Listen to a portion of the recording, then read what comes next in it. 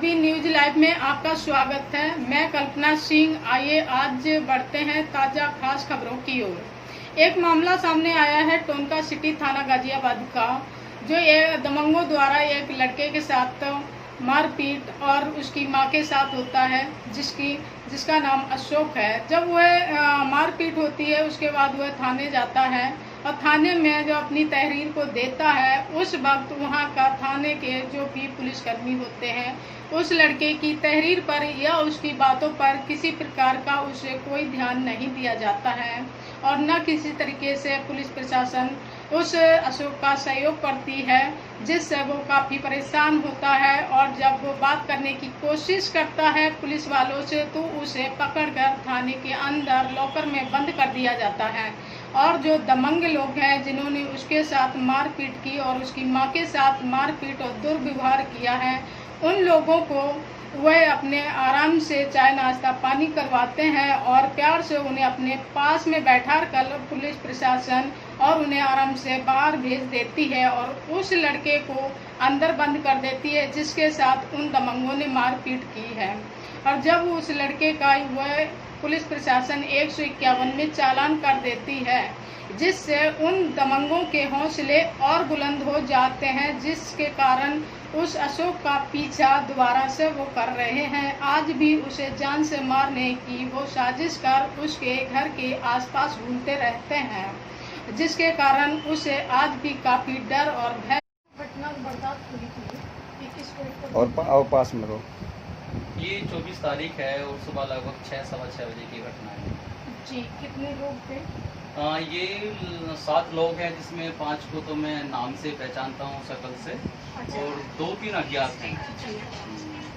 तो ये क्या प्लानिंग करके आए थे, किस तरीके से आए आपके पास?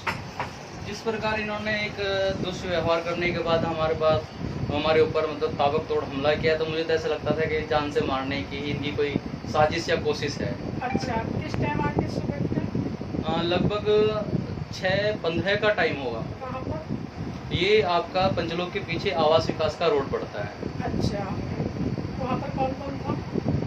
वहाँ जो हम पर हमला करते हैं वो जी। एक तो विनोद है, जी। उनके बेटे वैभव हैं, एक नवराज है, एक नरेश है और एक लड़का दीपक है, एक इसका ड्राइवर है और 2 बंदों का मैं नाम नहीं जानता।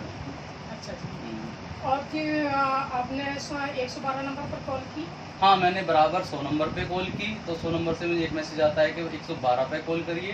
तो लगभग मैं आधे घंटे तक 112 पे कॉल करता हूँ। जी। वहाँ से पुलिस आई? पुलिस 112 पे तक कॉल पिक ही नहीं हुआ। एक हमारे जानकार सब इंस्पेक्टर हैं टोनी का सिटी इंचार्ज, जी। तो उनको मैंने अनन फनन में मदद के लिए उनको फ़ोन किया, जी। तो उन्होंने कहा कि गश्त पे कोई भी गाड़ी होगी मैं अशोक सागर भेज देता हूँ, तो वो गाड़ी आई है। अच्छा जी। जब आप लोग थाने पहुँच गए तो थाने में क्या हुआ?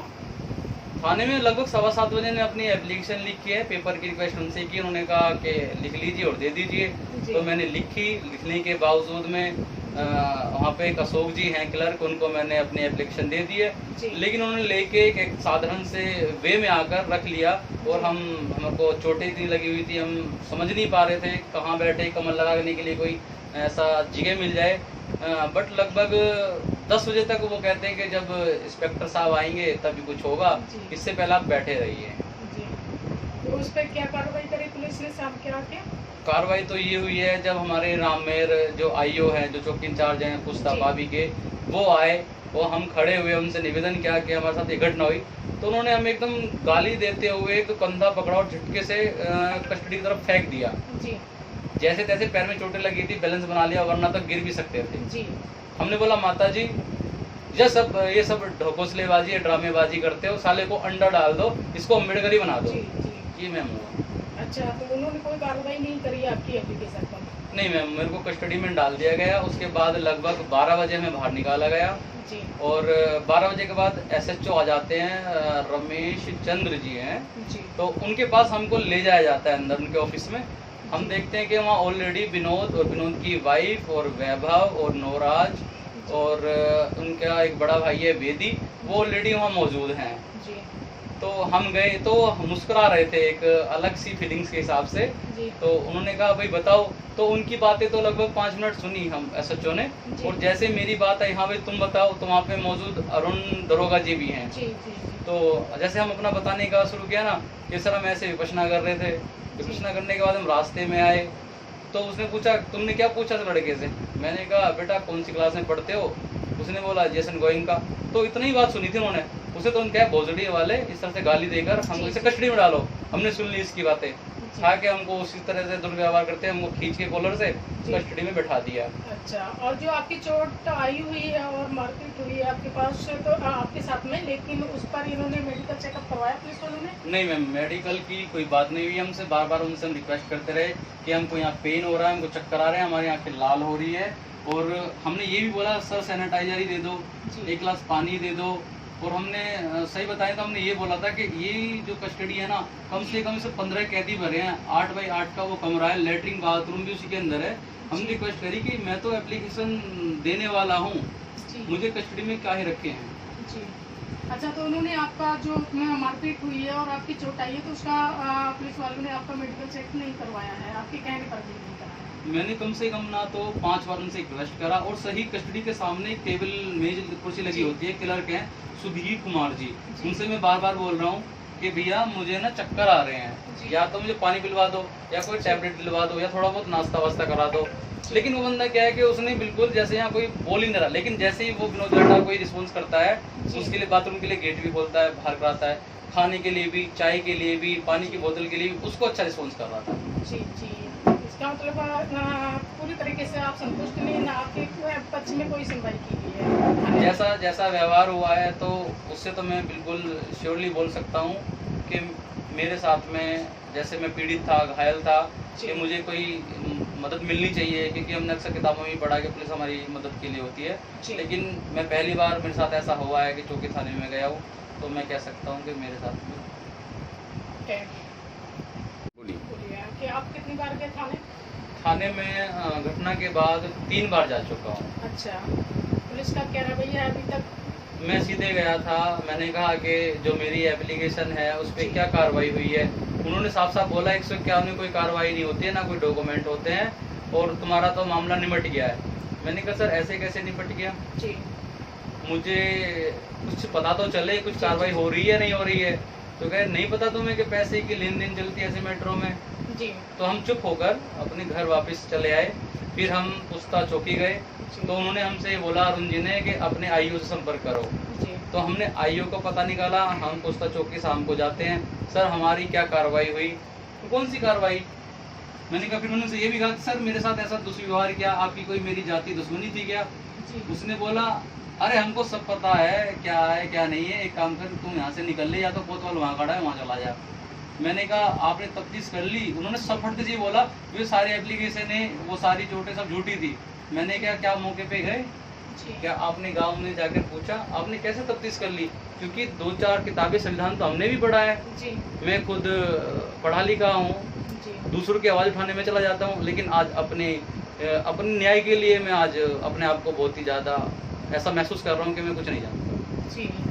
आपने एसपी के पास से आप ऊपर कार्रवाई के लिए आपने एप्लीकेशन दिया? मैम वो सब चीज़ें मैंने, क्योंकि मैं कभी इन चीज़ों में लिप्त नहीं रहा तो मुझे जानकारी नहीं, तो इसलिए मैंने अपने कुछ वकील साथियों से सलाह ली है। तो उन्होंने मुझे जैसे बताया मैं ऐसे कर तो रहा हूँ, लेकिन क्या है प्रॉब्लम क्यों आ रही है, क्योंकि मैं को मालूम नहीं है कि हमारा कौन सा कागज़ कौन सी डॉक्यूमेंट्री पहले कब बनती है और लास्ट में कब बनती है। जिस कारण और कोरोना होने के कारण जी तो कुछ चीज़ें वैसे भी लेट हैं कि 2 दिन तो मेरी तबीयत इतनी सीरियस रही है कि मैं इस बेड से नहीं उठा हूँ जी। डॉक्टर को मैंने चेकअप कराया सागर रामनगर में, तो उन्होंने कहा कि आपको भाई साहब सीधा बेड रेस्ट की ज़रूरत है। तो 2 दिन तो मैं ऐसे ही नहीं जा पाया जी। तीसरे दिन आपका सैटरडे पड़ जाता है जी। तो कार्रवाई नहीं होनी थी। संडे आज हो ही जाता है, मंडे को सर्टिफाइड कॉपी निकलेंगी आपकी एसडीएम ऑफिस से, तब मेरी कार्रवाई आगे होगी। नहीं, जैसे आप कह रहे हैं कि वहाँ पर सुनने में आया हुआ है कि पुलिस वालों ने घटना के पहले ही 50,000 शायद विपक्षी पार्टी की तरफ से दे दिया गया है, तो क्या यह बात का सत्यता आपने जानकारी लेने की कोशिश किया है इसके बारे में? तो वहाँ पर दिया गया है 50,000 रुपये, आपको मालूम है?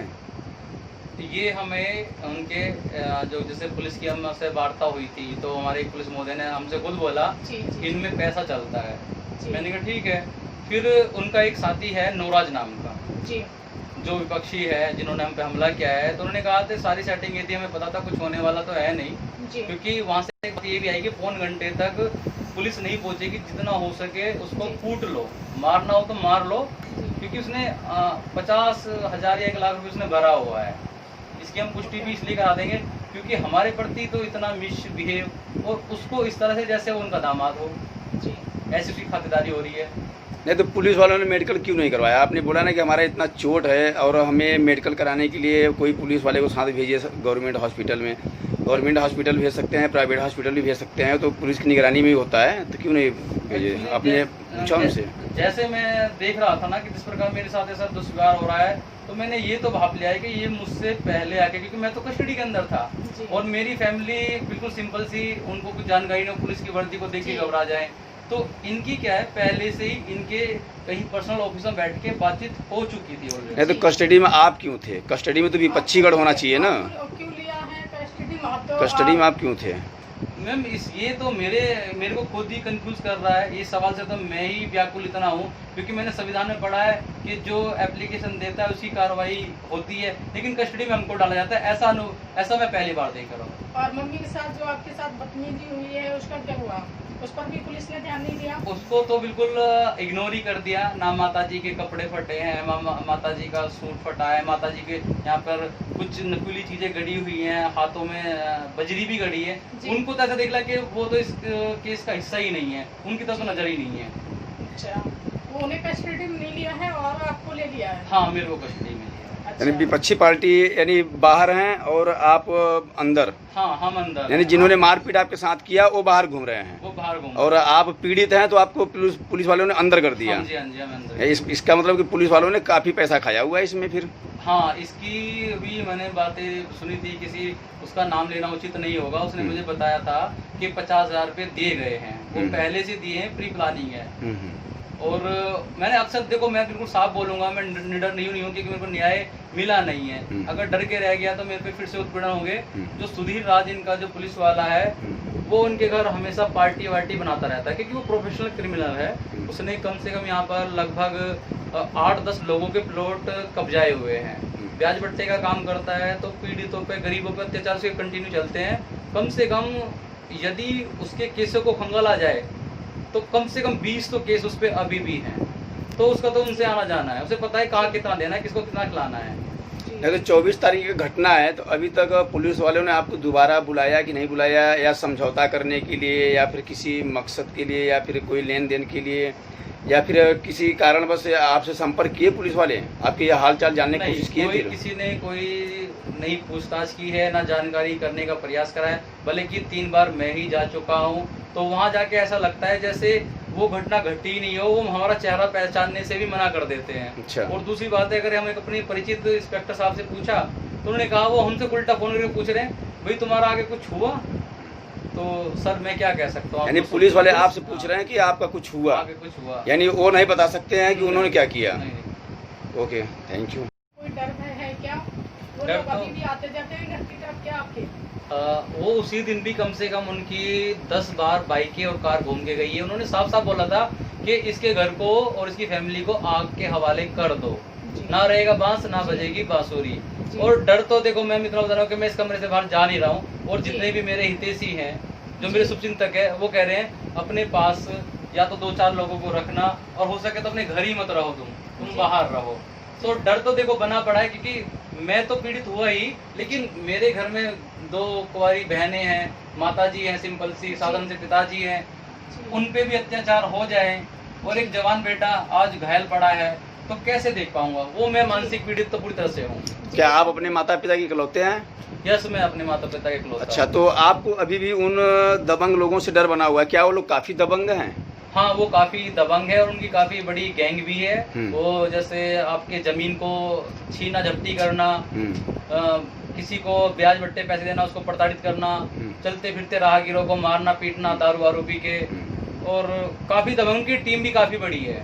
अच्छा, तो इसमें प्रशासन आपका कोई सहयोग नहीं कर रहा है? नहीं, प्रशासन मैं 100% करता हूँ। प्रशासन को वो रोज टुकड़ा खिला रहा है। अच्छा, रोज टुकड़ा। ये तो मेरा तो एक मैटर है ही, ना जाने महीने में 10-5 वो ऐसी वारदातें करता है, तो रोज उनको मोटी मोटी रिश्वत खिला देता है। मैंने पहले ही कहा वो प्रशासन पुलिस का, इस थाने का तो दामाद है। तो यहाँ के थाना इंचार्ज कौन है, उनके बारे में आपको पता है? थाना इंचार्ज उनका नाम है रमेश चंद्र जी। तो उनको आपने इस घटना से अवगत करवाया हुआ था? उनसे मैं बोलने ही तो लगा था, 30 सेकंड में तो उन्होंने मुझे दोषी करार कर दिया और डालो कस्टडी में, और 8 घंटे कस्टडी के लिए डाल दिया। अच्छा। और जो दोषी थे उन्हें बाहर कर दिया? दोषी तो वहाँ पे खाना भी खा रहे हैं, उनके 8-10 बार आ भी रहे हैं। कभी मम्मी को घूर के चले जाएं, कभी ये बोले वो लड़का है, कभी अजनबियों को दिखाएं वो लड़का है। और घर पे जैसे मेरी बहनों ने मुझे बताया कि भैया बार 2-3 बाइकें आ रही हैं और हल्की सी रुकती हैं भी चली जाती हैं।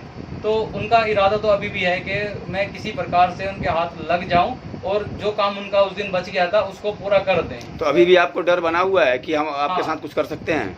बिल्कुल वो करेंगे, 100% करेंगे। और इसमें प्रशासन उनका पूरा साथ दे रही है। प्रशासन ने जब ये कह दिया कि पौन घंटे उसको खूब तोड़ लो, यानी कि मार ही दो, बाकी हम देख लेंगे, 2-4 लाख फालतू एक्स्ट्रा दे देना, सारा फाइल दबा देंगे। ये तो हम पुलिस से अक्सर सुन ही रहे थे। और हाँ, एक बार आईओ ने और हमारे सामने ये बोला, वहाँ एक महिला रो रही थी और हम अचानक चले गए अपनी एप्लीकेशन मांगने के लिए। तो उस महिला को डरा रहा था राममेर, वो कह रहा था पता है 151 में 5 लाख की संपत्ति कुड़ की होती है, अभी तो 5 लाख उससे ले जाएंगे। अरे एक ये आ गया 151 वाला, 5 लाख की इसकी गई। ये हमारे सामने मुंह पे बोला। यानी पुलिस वाले दलाली, एकदम टोटल दलाली पर लगे हुए हैं वहाँ। लूटपाट का अड्डा बनाया हुआ है पुस्ता चौकी और लोनी थाना टोनिका सिटी। अच्छा, लूटपाट का अड्डा नहीं है। अगर आपके साथ अगर कोई घटना होता है तो आप किसे जिम्मेदार मानते हैं? मैं सबसे पहले जो हमारे रक्षक होते हैं वर्दी वाले, सबसे पहले जिम्मेदार तो वही हैं।